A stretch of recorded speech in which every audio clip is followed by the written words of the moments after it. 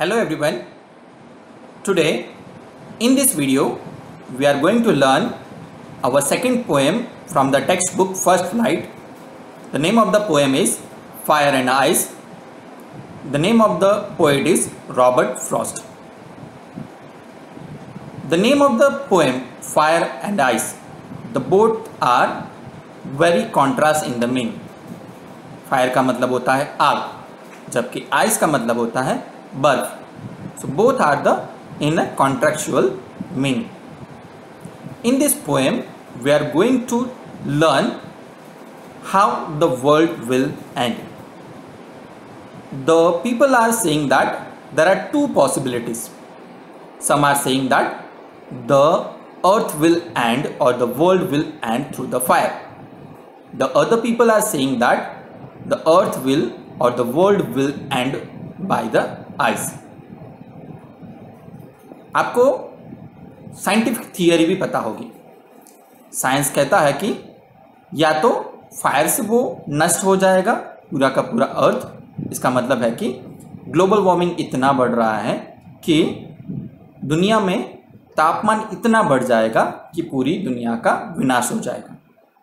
साथ साथ में ये थियरी भी कही जाती है कि बर्फ की वजह से भी शायद ये पूरी की पूरी दुनिया नष्ट हो जाएगी. But in this poem, that is the meaning by its word, but the another meaning is also given in the poem, which is not the literal meaning. Okay, it means that here fire means the anger of the people or the desire of the people. Okay, जो anger है, Dzire है, कुछ नया नया पाने की जो इच्छा है, इसकी वजह से भी शायद दुनिया का नाश हो सकता है, ऐसा कहा गया है. सेकंड है आइस, जो एक दूसरे के प्रति नफरत है, जिसकी वजह से हम एक दूसरे को नफरत करते हैं. इसकी वजह से भी शायद वर्ल्ड वॉर हो सकता है या कुछ और कुछ भी हो सकता है, जिसकी वजह से दुनिया का नाश हो सकता है. Now let's see the poem. In the first stanza, the poet says, some say the world will end in fire, some say in ice. From what I have tasted of desire, I hold with those who favor fire. First stanza में poet कहते हैं कि कुछ लोग ऐसा बताते हैं कि ये दुनिया का नाश फायर की वजह से हो जाएगा, और कुछ लोग ऐसा बताते हैं कि दुनिया का नाश आइस की वजह से हो जाता है. पर रॉबर्ट फ्रॉस्ट बताते हैं कि पर मैं जो लोग बताते हैं कि ये दुनिया का नाश फायर की वजह से हो जाएगा उनके साथ हूँ. उसके साथ साथ वो रीज़न भी बताते हैं. From what I have tested of desire, वो बताते हैं कि मैंने दुनिया में देखा है कि सब लोगों का डिज़ायर कितना है. अभी हम लोग देखते हैं हमारी जिज्ञासा, हमारी इच्छाएं कितनी बढ़ती है, जिसकी वजह से हम नेचर को डे बाय डे डिस्ट्रॉय करते जा रहे हैं. हमें नया घर बनाना है, जिसकी वजह से हम खेत को नष्ट कर देते हैं. हमें फर्नीचर चाहिए, जिसकी वजह से हम बहुत सारे ट्रीज को कट कर देते हैं. ऐसे करके हमारे डिज़ायर को बढ़ने की वजह से हम नेचर को नष्ट करते जा रहे हैं, और इसकी वजह से जो टेम्परेचर है वो बढ़ता जा रहा है, और वो टेम्परेचर बढ़ने की वजह से एक दिन दुनिया का नाश हो जाएगा, ऐसा पोएट बताते हैं. वो कहना चाहते हैं कि हमारे डिज़ायर की वजह से, डिज़ायर को उन्होंने फायर के साथ कंपेयर किया है, हमारे डिज़ायर की वजह से भी ये दुनिया का नाश हो जाएगा.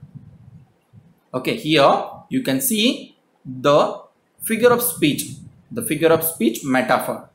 The desire word is here combined, okay, or it is given in the meaning of fire. That's why it is metaphor. That is the figure of speech. The second stanza, but if it had to perish twice, I think I know enough of hate to say that for destruction ice is also great and would suffice. दूसरे stanza में poet बताना चाहते हैं कि पर अगर पृथ्वी का दूसरी बार विनाश हो सकता है तो मैं मानता हूं कि पृथ्वी का विनाश आइस की वजह से भी हो सकता है। उन्होंने आइस को कंपेयर किया है हेट के साथ, हमारी नफरत की वजह से। So here also that is metaphor, figure of speech. उन्होंने कंपेयर किया है हेट को आइस के साथ, तो ये भी एक फिगर ऑफ स्पीच है। फिगर ऑफ स्पीच का नाम है मेटाफर। वो बताते हैं कि हेट जो नफरत है उसकी वजह से भी दुनिया का नाश हो सकता है। वो बताते हैं कि हमारी नफरत की वजह से ही हमने वर्ल्ड वॉर 1, वर्ल्ड वॉर 2 देख लिया है, और नफरत की वजह से ही वर्ल्ड वॉर या फाइट, एक दूसरे के बीच में नफरत की वजह से फाइट हो सकती है, और नफरत इतनी बढ़ जा सकती है कि वो भी शायद विनाश का कारण बन सकता है।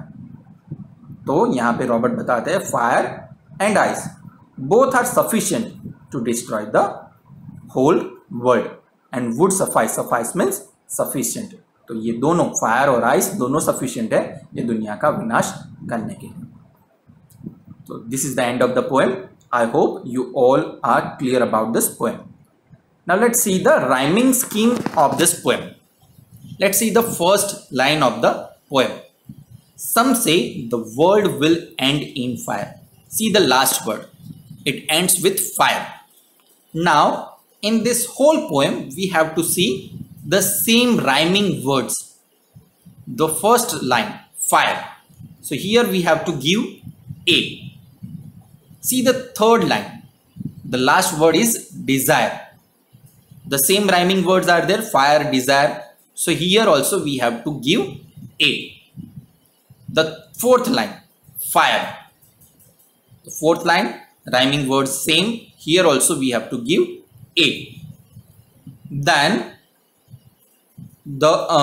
these are the three lines. First line, second line, and third line and fourth line. Here we have to give A because the last words, the rhyming words are same, fire, desire and fire. Now let's see the second line. Fire we have completed. Second is ice. अब हमें ये देखना है कि ice के जैसा ही rhyming words दूसरा कहाँ पर आता है। हमें वहां पर B देना है। A हमने खत्म किया, अब B. So A के बाद B, some say in ice. Ice तो यहाँ पर rhyming स्कीम में आएगा बी। फिर फिफ्थ लाइन सेकंड स्टैंजा की फर्स्ट लाइन है वो है ट्वाइस।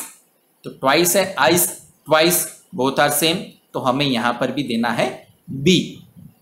फिर सेकंड स्टैंजा की थर्ड लाइन आइस, यहां पर भी आइस है, आइस, ट्वाइस, आइस, तो यहां पर भी हमें देना है बी।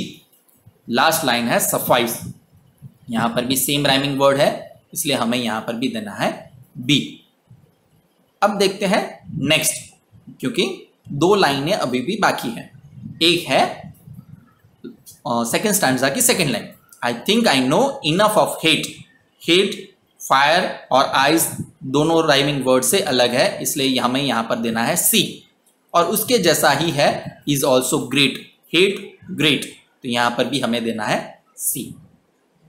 तो हमारा राइमिंग स्कीम हो जाएगा A B A B C C B then C and B.